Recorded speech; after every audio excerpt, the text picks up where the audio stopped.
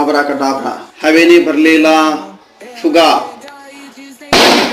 अरे बाप, फटकन फुटला.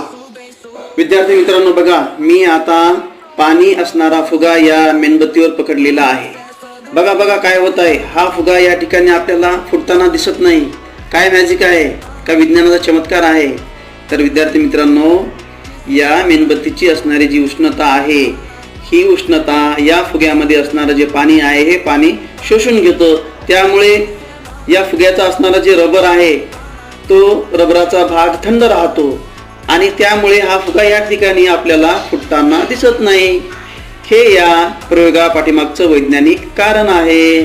तर मित्रांनो, असे छोटे छोटे एक मजेशीर असणारे प्रयोग जर तुम्हाला बघायचे असतील तर माझ्या या यूट्यूब चॅनलला सबस्क्राईब करा, लाईक करा आणि जास्तीत जास्त शेअर करा. थँक्यू.